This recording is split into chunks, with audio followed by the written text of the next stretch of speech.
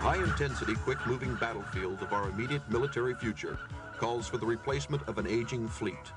A fleet of selected M151 Jeeps, M274 Mules, M561 Gamma Goats, M972 5-quarter-ton ambulances, and the M880 5-quarter-ton commercial truck. The new concept of the high-mobility, multi-purpose wheeled vehicle, Humvee, meets the quarter to 5-quarter-ton wheeled vehicle requirement. Phases 1 and 2 of the Humvee follow-on evaluation were conducted at Fort Hunter Liggett and Camp Roberts, California, between August and November 1984 by Project Team 1 of the Combat Development's Experimentation Center. The purpose of the follow-on evaluation was to provide data to assess the unresolved issues from the Operational Test 2 regarding reliability, availability and maintainability, mobility, tactical deployability, and human factors and safety, as well as verify that vehicle effectiveness has not been degraded as a result of initial production changes. The Humvee has a chassis with a 130-inch wheelbase, 4 run-flat tires suspended on double-A frame independent coil springs at each wheel station, integral power steering, power-assisted disc brakes, a 6.2-liter V8 diesel engine with an automatic 3-speed transmission, and 4-wheel drive transfer case. The body is made of aluminum and has 4 doors on the tow version. It also has a fold-down and/or removable windshield frame which functions as a roll bar when upright. A center post frame supports the rear doors, canvas, and doubles as another roll bar. The vehicle has a low center of gravity with the capacity to negotiate high step obstacles and ford up to 30 inches of water without preparation. The tow version of the vehicle weighs approximately 7,900 pounds. The tow vehicle configuration makes provisions for a crew of 4.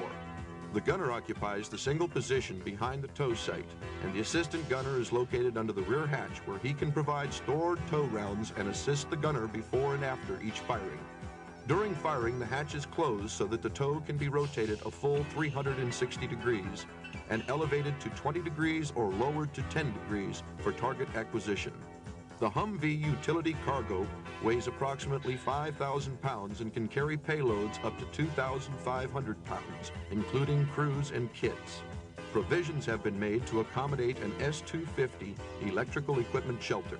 The Humvee follow-on evaluation tested production vehicles using 3 tow weapon carriers and 2 utility cargo versions.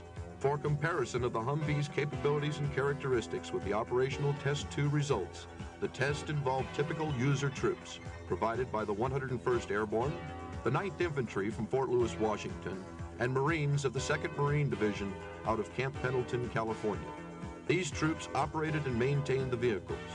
The 22 days of training operators and maintenance personnel at Fort Hunter Liggett and the 5 days of pilot testing comprised Phase 1.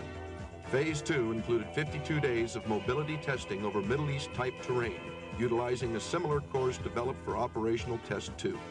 Each vehicle was scheduled to accumulate at least 5,000 miles of mission profile at Fort Hunter Liggett and Camp Roberts.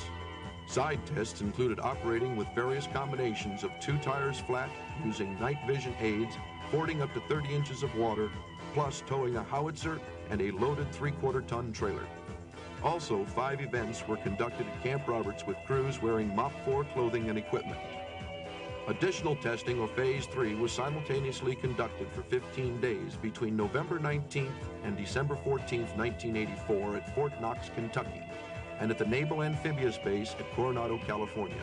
This phase covered mobility testing over European-type terrain and in an amphibious landing environment. Testing during the amphibious landing environment included demonstrations of fording 60 inches of water with special preparations. During the test, interim AM General Logistical Support was employed due to the unavailability of organic logistic support by either the Army or Marine Corps. Throughout the testing, data was collected and entered into the Infonet data system. A detailed test report was submitted to the Operational Test and Evaluation Agency, OTIA. With the issues of Operational Test 2 resolved, the decision can be made about accepting the Humvee as part of today's quick-moving mobile military force.